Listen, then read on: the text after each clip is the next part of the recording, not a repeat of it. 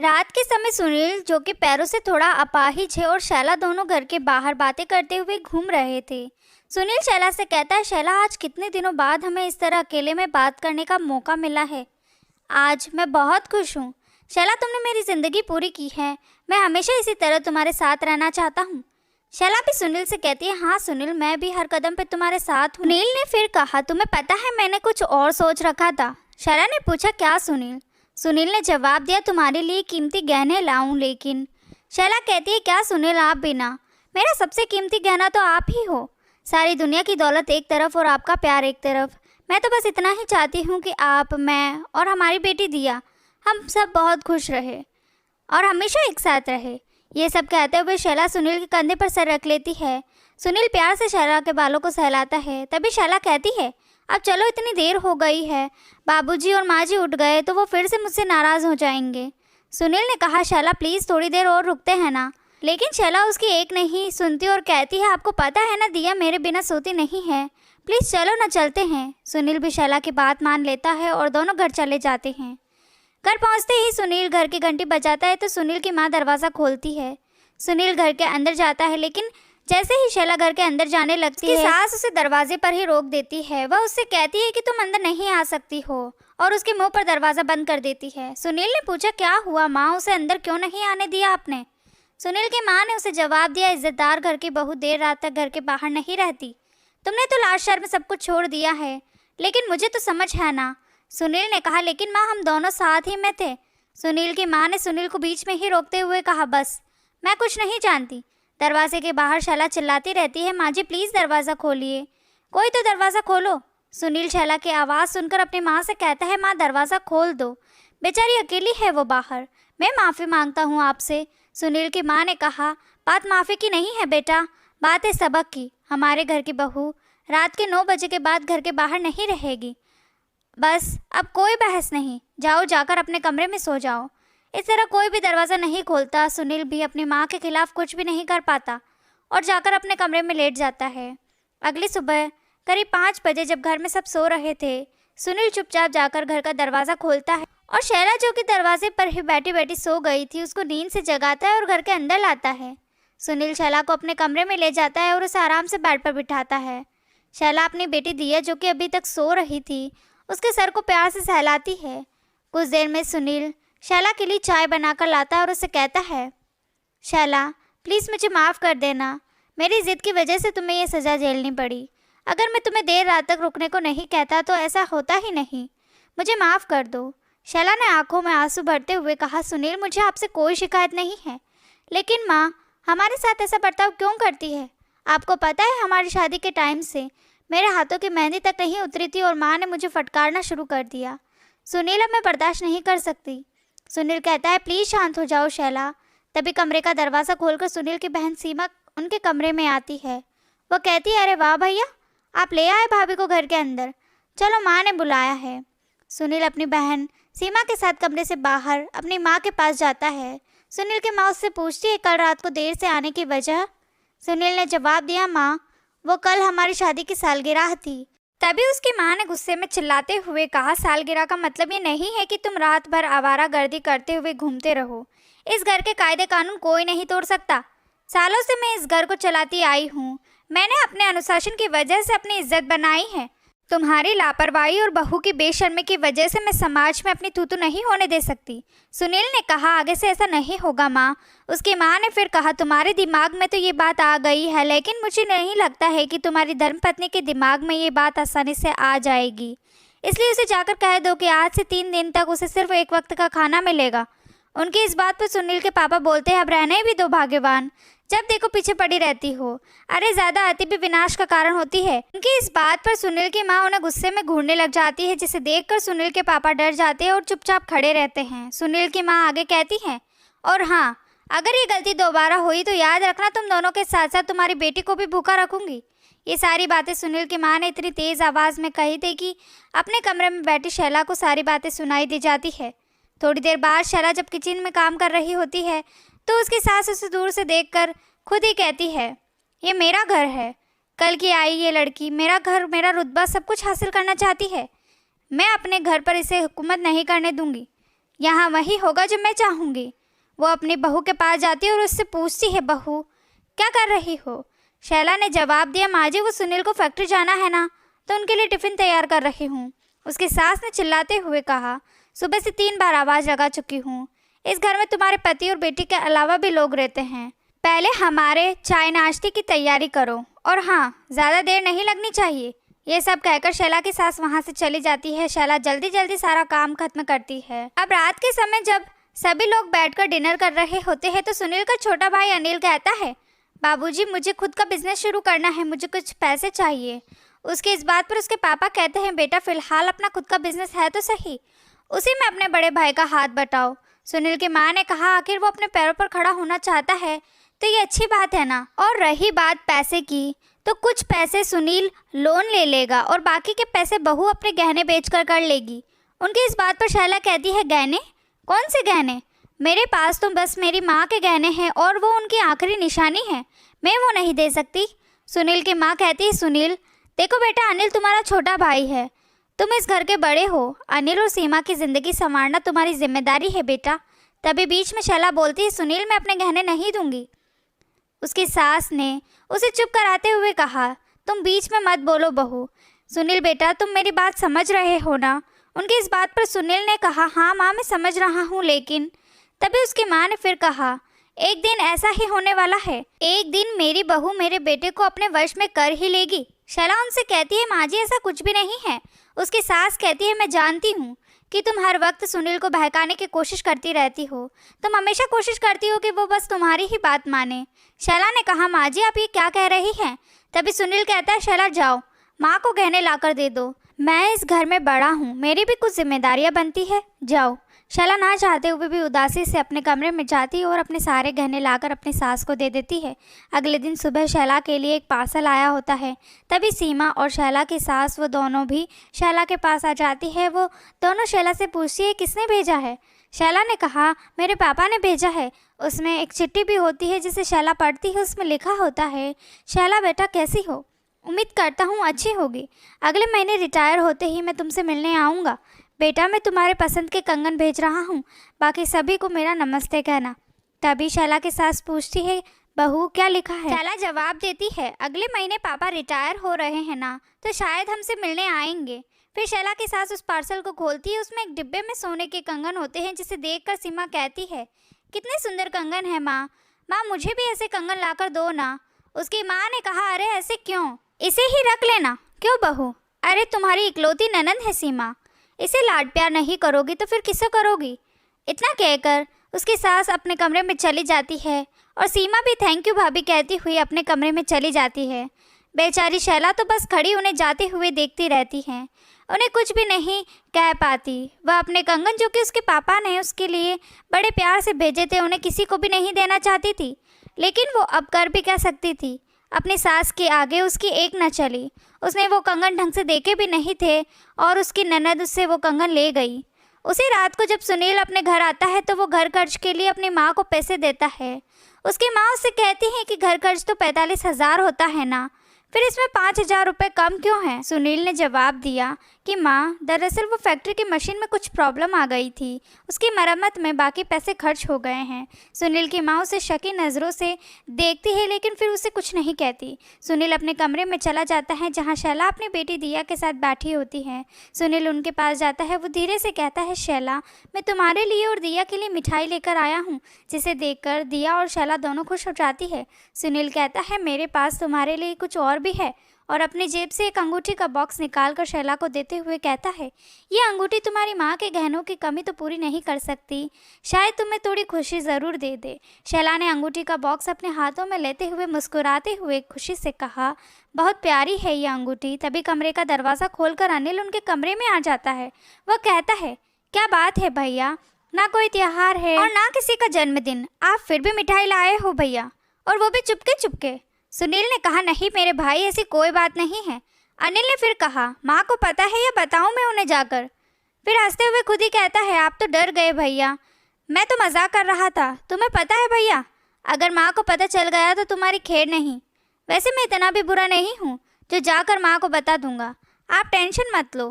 भैया आप एक काम करो, मुझे ना बस 1000 रुपये दे दो, बस मुझे वही चाहिए। सुनील ने 1000 रुपये निकाल कर अनिल को दे दिए और फिर अनिल उनके कमरे से चला जाता है। शैला सुनील से कहती है, सुनील कब तक ऐसा चलेगा?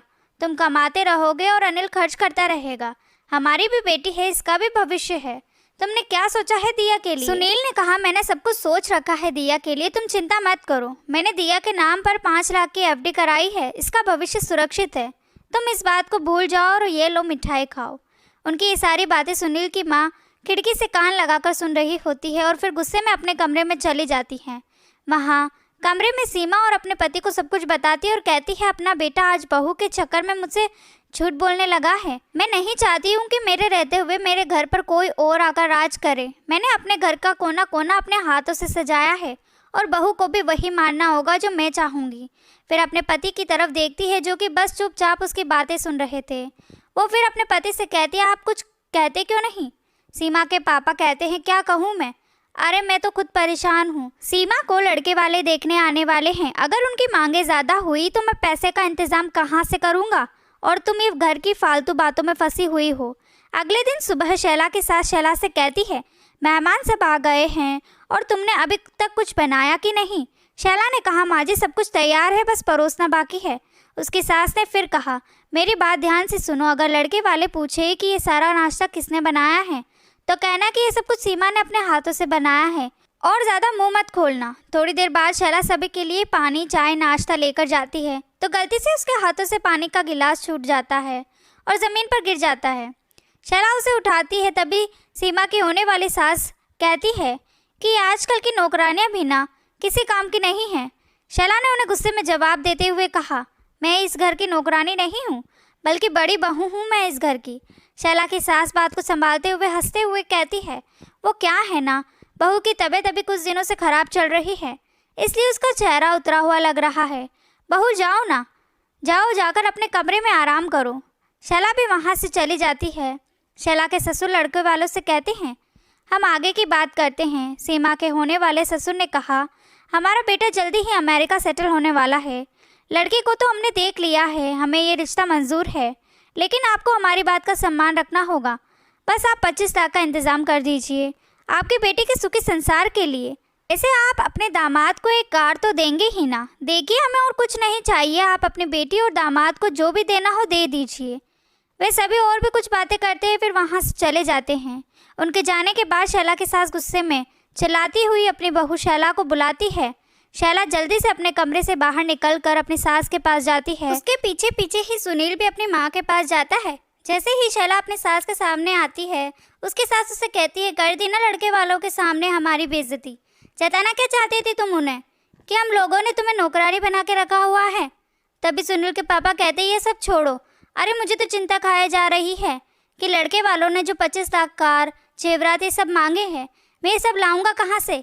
तभी सुनील की माँ को याद आता है कि शैला ने उनसे कहा था कि अगले महीने उसके पापा रिटायर होने वाले हैं। वो सब याद करती हुई वो शैला से कहती है, बहू अगले महीने तुम्हारे पापा रिटायर हो रहे हैं ना, तो उनको प्रोविडेंट फंड तो मिलेगा ही ना? अरे इतने सालों की नौकरी है तो 25 लाख तो मिलेगा ही ना। बहू तुम एक काम करो, अपने पापा से कहो कि वो तुम्हें वो सारे पैसे दे दे उधार ही। जब सीमा की शादी हो जाएगी तो हम वो सारा पैसे धीरे धीरे लौटा देंगे। तभी शैला हैरानी से कहती है, माँ जी आप ये क्या कह रही हैं? मेरे पापा के पास अब सिर्फ पीएफ के पैसे ही तो हैं, मैं नहीं ला सकती हूँ माँ जी। शैला की सास उसे गुस्से में कहती है, इस घर में अगर अपना हक जमाना है ना तो घर के लिए कुछ करना पड़ेगा। और शायद तुम भूल रही हो बहू, इस घर में मैं जो बोलती हूँ ना वही होता है।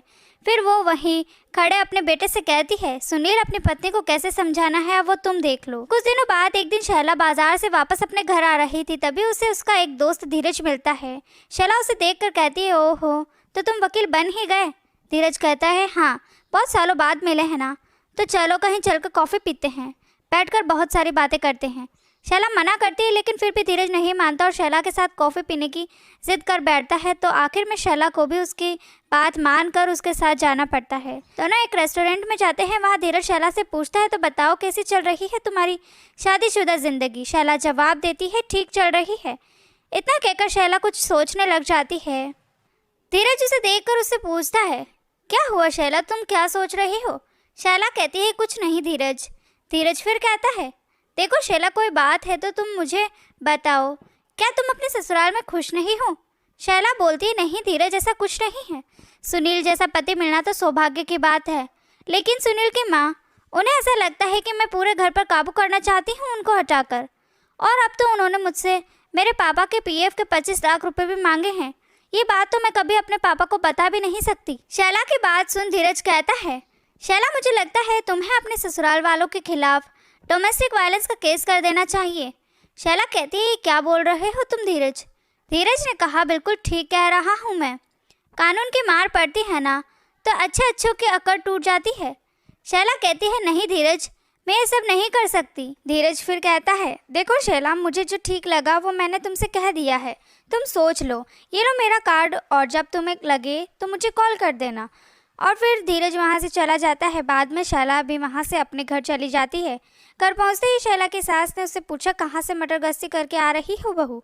तभी पास ही खड़े अनिल ने कहा, अरे माँ, भाभी को कुछ मत कहो वरना भाभी हमारे खिलाफ केस कर देगी, फिर हमें अपनी सारी ज़िंदगी जेल में चक्की पीसनी पड़ेगी। माँ, मुझे तो अभी से ही इससे डर लगने लग गया है। अनिल की माँ ने कहा, कान खोलकर सुन लो बहू, अगर मेरे परिवार के किसी भी सदस्य को कुछ भी हुआ ना तो उसका अंजाम तुम्हें भी भुगतना होगा। तुम्हारी बेटी और पति कभी चैन की ज़िंदगी नहीं जी पाएगी। तभी सुनील भी आ जाता है और वो पूछता है, क्या हुआ माँ? इस पर उसकी माँ कहती है, बेटा तुम्हारी बीवी आज किसी से मिलने गई थी जिसका हमें तो अंदाज़ा था ही नहीं। अब क्या पता वो दोस्त था या फिर कोई और। ये सुन शैला कहती है, माँ जी, ये आप कैसा घिनौना इल्ज़ाम लगा रही हो मुझ पर? उसकी सास ने कहा, हाँ हाँ, वकील जो कर रखा है ना तुमने अपने सारे इल्ज़ामों से बचने के लिए। सुनील बेटा, तुम्हारी बीवी ना हम पर घरेलू हिंसा का इल्ज़ाम लगाने वाली है ताकि हमें जेल हो जाए और ये यहाँ आराम से बैठकर राज कर सके। इसलिए आज ये अपने वकील दोस्त से मिलने गई थी। वहीं पर सीमा भी थी जिसने इनकी ये सब बातें सुन ली थी और तुरंत मुझे फ़ोन करके बता दिया, वरना तो मुझे तो कुछ पता भी नहीं चलता। शैला अपनी सफाई देती हुई कहती है, सुनील, ये सब झूठ है, मैं तो इस परिवार का भला ही चाहती हूँ। उसकी सास फिर कहती है, अच्छा तो साबित करके दिखाओ। शैला ने कहा, मतलब? तब उसकी सास ने सुनील की ओर देखते हुए कहा, सुनील, तुमने अपनी बेटी के नाम जो एफडी करके रखी है ना, उसे तोड़ दो और वो पैसे तुम्हारे बाबूजी को दे दो। थोड़ी देर और बहस करने के बाद सब अपने अपने कमरे में चले जाते हैं। तब शैला सुनील से कहती है, सुनील, अब बात तुम्हारी और मेरी नहीं है, बात अपनी बेटी की है। इसको क्या जवाब दोगे तुमने इसके लिए क्या किया है? सुनील कहता है, मैं सब कुछ ठीक कर दूंगा। शैला गुस्से में कहती है, तुम कुछ ठीक नहीं कर सकते हो, तुम बस केवल अपने माँ बाबूजी के सामने सिर झुकाकर खड़े रह सकते हो। सुनील कहता है, शैला, वो मेरे माँ बाबूजी है, मैं उनके खिलाफ नहीं जा सकता हूँ, समझने की कोशिश करो। शैला गुस्से में सुनील से बिना बात किए अपना बिस्तर नीचे ज़मीन पर लगाकर ज़मीन पर ही सो जाती है। ऐसे ही दिन बीतते रहते हैं। लगभग एक सप्ताह बाद एक दिन शैला के पापा का फ़ोन आता है। तब शैला को उसके ससुर बुलाते हैं फ़ोन पर बात करने को कहते हैं। शैला उसके पापा से बात करती है। उसके पापा उससे पूछते हैं, बेटा तुझे कंगन भिजवाए थे, मिल गए ना तुझे? शैला ने कहा, जी पापा, मिल गए थे। उसके पापा ने फिर पूछा, कैसे लगे बेटा तुझे वो कंगन? शैला ने कहा, जी पापा, बहुत सुंदर है कंगन। उसके पापा ने कहा, बेटा मुझे तुम्हारी बहुत याद आ रही थी, इसलिए मैंने तुम्हें फ़ोन किया। कुछ ही दिनों में मैं आ रहा हूँ तुमसे मिलने। शैला कहती है, जी पापा, ठीक है। अच्छा पापा, मैं आपसे बाद में बात करती हूँ। यह कहकर शैला फ़ोन कट कर देती है। शैला जैसे ही वहाँ से जाने लगती है तभी उसकी सास उसके सामने आ जाती है। वो पूछती है, तो क्या फ़ैसला लिया तुमने बहू? अपने पापा से उनके पीएफ के पैसे लाओगी या नहीं? शैला कहती है, माँ जी, उनके पास बस वही बचा है, मैं कैसे मांग सकती हूँ? उसकी सास गुस्से में कहती है, ठीक है, पैसे नहीं ला सकती हो ना तुम, तो फिर इस घर में तुम एक नौकरानी बनकर रहोगी, बहू बनकर नहीं, समझी? और आज से इस घर का सारा काम तुम अकेली करोगी। ये सब कहकर शैला की सास वहाँ से चली जाती है और शैला बस वहीं रोते हुए खड़ी रह जाती है। वो अपनी नज़रें उठाकर अपने कमरे की तरफ देखती है तो वहाँ उसे सुनील दिखाई देता है, जो कि तब से वहाँ खड़ा होकर अपनी माँ की सारी बातें सुन रहा था, लेकिन उसने आगे बढ़कर एक बार भी अपनी माँ को रोका तक नहीं। वो बस सर झुकाए वहीं खड़ा रहता है। एक सप्ताह बाद एक दिन जब सुनील की माँ अपनी अलमारी में से अपने गहने निकाल रही होती है, तब उसे उसके गहने कहीं भी दिखाई नहीं देते हैं। वो सोचती है कि उसके गहने चोरी हो गए हैं, इसलिए वो ज़ोर ज़ोर से चिल्लाकर अपने पति को बुलाती है। तभी उसकी आवाज़ें सुन परिवार के सभी लोग उस कमरे में आ जाते हैं। तब अनिल की माँ रोते हुए उन सबको बताती है कि उसके गहने चोरी हो गए हैं और शक की नज़रों से अपने बेटे अनिल को देखती है। तो अनिल बोलता है, आप मुझे इस तरह क्यों देख रही हो माँ? मैंने कुछ नहीं किया है। तब अनिल की माँ कहती है, ये सब काम चोर नौकरानी वाली हरकत, ये हरकत बहू ही कर सकती है। अब तो मुझे यकीन है कि सारे गहने इस बहू ने ही चुराए हैं। शैला कहती है, माँ जी ये सब झूठ है, मैंने तो गहने देखे तक नहीं हैं। शैला की सास उससे कहती है, चुप कर तू, और फिर अपने पति को पुलिस को फ़ोन करने के लिए कहती है। वह कहती है पुलिस ही इससे सब सच बुलवाएगी। शैला बहुत डर जाती है। वो अपने पति से कहती है, सुनील देखो माँ जी क्या कह रही है, प्लीज़ कुछ बोलो। तभी सुनील कहता है, हाँ माँ, शैला सही कह रही है, वो ऐसा कर ही नहीं सकती, मैं जानता हूँ इसे। सुनील की माँ उसे चुप कराते हुए कहती है, आज तुम बहू की तरफदारी नहीं करोगे सुनील, चुपचाप खड़े रहो, और इस बहू को तो मैं अब तो इस घर में नहीं रह सकती, इसी वक्त घर से बाहर निकल। यह कहते हुए उसकी सास उसका हाथ पकड़कर उसे ज़बरदस्ती घर से बाहर निकाल देती है और उसे ज़ोर से धक्का भी दे देती है, जिससे शैला नीचे ज़मीन पर गिर जाती है। तभी उसी समय शैला के पापा वहां आ जाते हैं। वो अपनी बेटी को ज़मीन से उठाते हैं। शैला अपने पापा को देखकर बहुत ज़ोरों से रोने लग जाती है। शैला के पापा उसे अपने गले से लगाते हुए उसकी सास से पूछते हैं, क्या हुआ समधन जी, मेरी बेटी से कोई गलती हो गई है क्या? शैला की सास गुस्से में कहती है, एक गलती हो तो बताएं, आपकी बेटी तो गलतियों का पुतला है, पुतला। शैला के पापा ने कहा, ये क्या कह रही हैं आप समधन जी? शैला की सास कहती है, सही कह रही हूँ मैं, डायन भी 4 घर छोड़कर वार करती है, लेकिन आपकी बेटी ने तो अपने ही घर में डाका डाला है, मेरे गहने चोरी किए हैं आपकी बेटी ने। शैला के पापा कहते हैं, ऐसा हो ही नहीं सकता, मेरी बेटी ऐसा कभी कर ही नहीं सकती, मुझे अपने संस्कारों पर पूरा भरोसा है, मेरी बेटी चोरी नहीं, ये नामुमकिन है। शैला की सास कहती है, ऐसा ही हुआ है, हम झूठ क्यों बोलेंगे, नाम बड़े दर्शन छोटे। उनकी इस बात पर शैला के पापा कहते हैं, समधन जी कुछ ज़्यादा नहीं बोल रही है? सुनील बेटा, ये सब क्या हो रहा है, तुम कुछ कहते क्यों नहीं? सुनील की माँ बीच में ही कहती है, अरे वो क्या कहेगा, वो तो खुद ही परेशान है इससे, अरे जिसकी बीवी चोर हो वो तो चुप ही रहेगा ना, ले जाइए इसे, ले जाइए अपनी बेटी को यहाँ से, नहीं चाहिए हमें ऐसी चोर बहू। उनकी इस बात पर शैला के पापा उन्हें रोकते हुए कहते हैं, बस बहुत हुआ, बहुत बोल चुकी आप, अब और नहीं, मेरी बेटी मेरा गुरूर है और इसकी बेगुनाही साबित करने के लिए मुझे किसी सबूत की ज़रूरत नहीं है। और रही बात सुनील की, तो जो पति अपनी पत्नी के लिए खड़ा नहीं हो सकता, जो अच्छी या बुराई में फ़र्क नहीं समझता, ऐसे आदमी के साथ मैं अपनी बेटी को 1 मिनट भी नहीं छोड़ सकता, और ना ही ऐसे घटिया घर वालों के साथ जिनको अपने ही घर की बहू की इज्जत नहीं करनी आती। सुनील की माँ भी कहाँ चुप रहने वाली थी, वो बोलती हैं, हाँ हाँ तो ले जाइए, वैसे भी आप जैसे मौका परस्त लोगों के साथ हमें अपना कोई रिश्ता नहीं रखना है, जिनके इतने बेकार संस्कार हो। इतने में ही शैला की बेटी दिया भी अपनी माँ के पास आ जाती है, जिसे देखकर शैला के पापा कहते हैं, चलो शैला, दिया को इसी वक्त लो और मेरे साथ चलो। सुनील उन्हें रोकता है, पापा जी प्लीज़ ऐसा मत कीजिए, शैला और दिया को यहाँ से मत ले जाइए। लेकिन शैला के पापा उसकी एक बात नहीं सुनते और ये कहते हुए कि मैं अपनी बेटी और नातिन को यहाँ से लेकर जा रहा हूँ, उनके घर से चले जाते हैं। सुनील उन्हें रोकने की बहुत कोशिश करता है। वो अपनी माँ और बाबूजी को शैला और दिया को जाने से रोकने के लिए कहता है। वो कहता है, माँ शैला को रोक लो प्लीज़, वो जा रही है, माँ उसे रोक लो, आपको पता है ना मैं उससे बहुत प्यार करता हूँ, मैं अपनी बेटी और पत्नी के बिना नहीं रह सकता। लेकिन कोई भी उसकी बात नहीं मानता और सब अपने घर में चले जाते हैं। सुनील वहीं दरवाजे पर बैठकर रोता रहता है। उसी दिन शाम को सुनील की माँ अपने कमरे में बैठी बैठी अपने गहनों के बारे में सोचकर उदास हुए जा रही थी। तभी उसकी बेटी सीमा वहाँ उसके कमरे में आती है। वो अपनी माँ को इस तरह उदास बैठा देख उससे पूछती है, क्या हुआ माँ? उसकी माँ चिल्लाते हुए कहती है, क्या हुआ? हमारी बहू चोर निकली, चोर, अरे मेरे जेवर चोरी करके ले गई और उसका बाप ऊपर से हमें ही सुना के चला गया। अरे कोई अपनी समधन से इस तरह बात करता है क्या? इतने में सीमा अपने बैग से गहनों का बॉक्स निकालती है, जिसे देखकर उसकी माँ कहती है, ये गहने तुम्हारे पास कैसे आए? सीमा ने जवाब दिया, माँ वो शादी के लिए सुनार को ज्वेलरी की डिज़ाइन दिखानी थी और आप सुबह थी भी नहीं, तो मैं बिना पूछे लेकर चली गई। सीमा की माँ सोचती है, हे भगवान, ये मैंने क्या कर दिया? अच्छा सुन, इस बारे में किसी को कुछ भी मत बताना, समझी? सीमा कहती है, जी माँ ठीक है। सीमा की माँ फिर कहती है, चलो अच्छा ही हुआ, इस बहाने उस बहू से छुटकारा तो मिला। रात के समय सुनील शैला से फ़ोन पर बात कर रहा होता है। शैला प्लीज़ घर वापस आ जाओ। शैला मना करती हुई कहती है नहीं सुनील नहीं, इतने सालों से मैं ये सब कुछ सहन करती आई हूँ, लेकिन अब इस चोर के नाम के साथ मैं वापस नहीं आऊँगी। जैसे तुम अपने माँ बाबूजी की कोई बात नहीं टालते, वैसे ही मैं अपने पापा की कोई बात नहीं टालती। सुनील फिर कहता है शैला झगड़े किस घर में नहीं होते, लेकिन इसका मतलब ये तो नहीं होता कि हम घर छोड़कर चले जाएं। शैला कहती है इसका हल क्या है सुनील, चुपचाप जुल्म सह लो। सुनील कहता है मेरे लिए सब कुछ भूल जाओ शैला और घर वापस आ जाओ।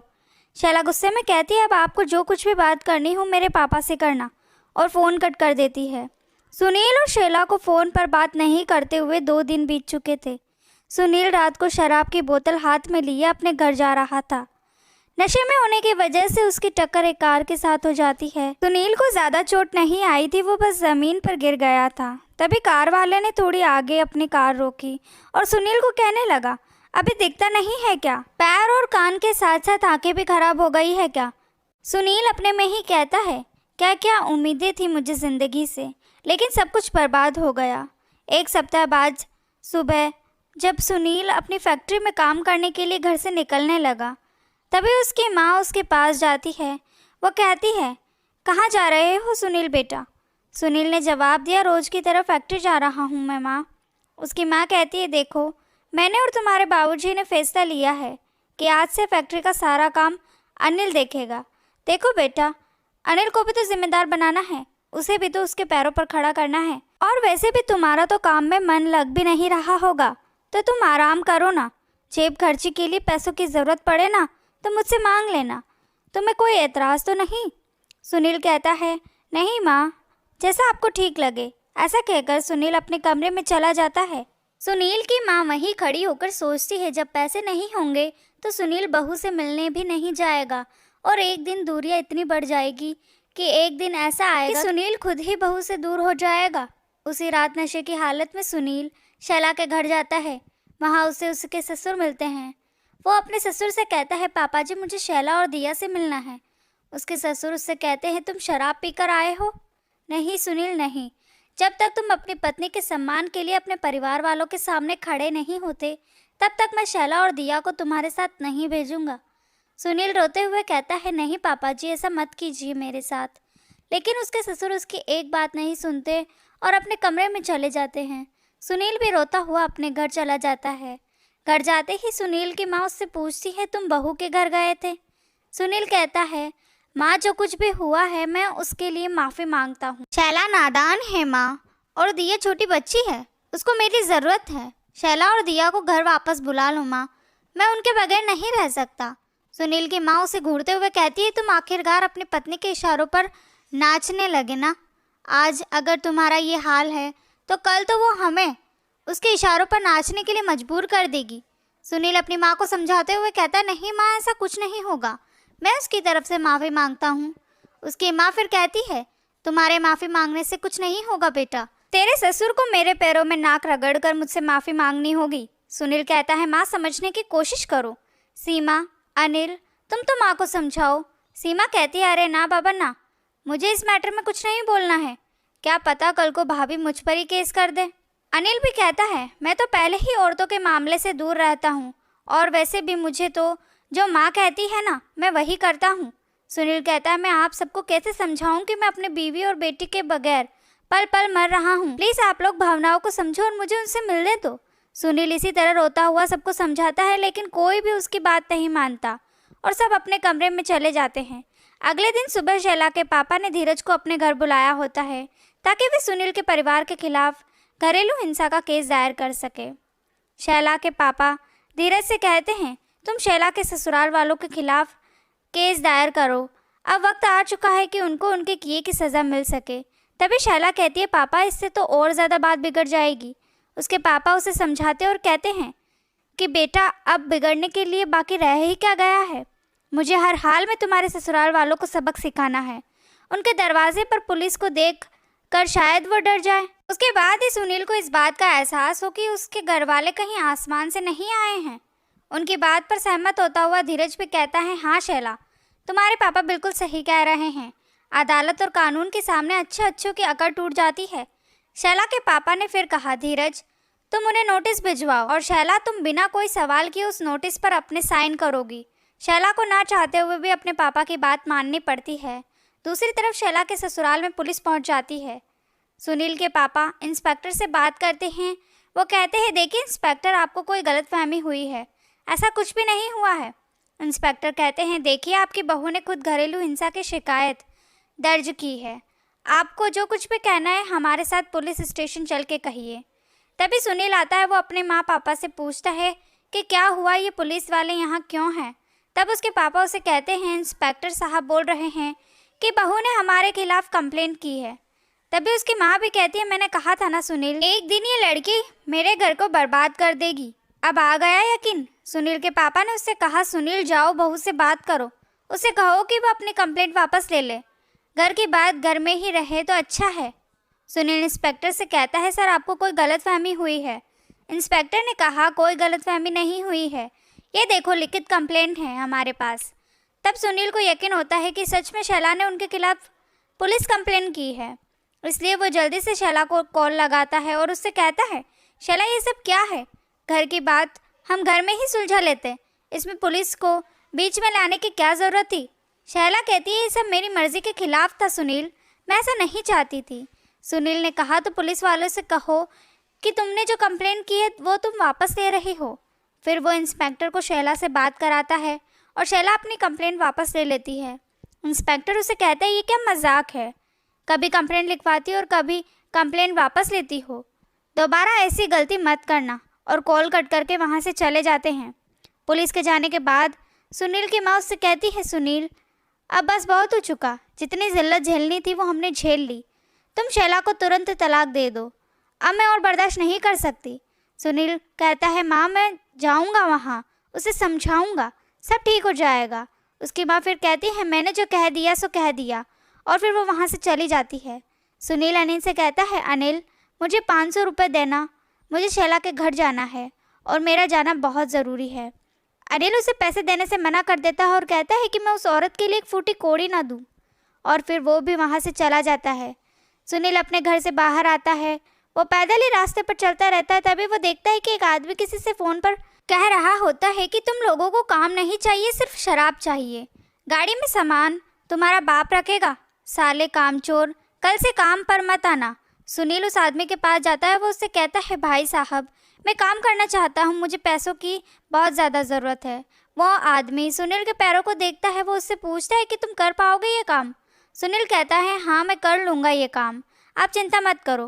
वो आदमी सुनील से कहता है, तो ठीक है, ये सारे बॉक्स उठाकर इस गाड़ी में रख दो।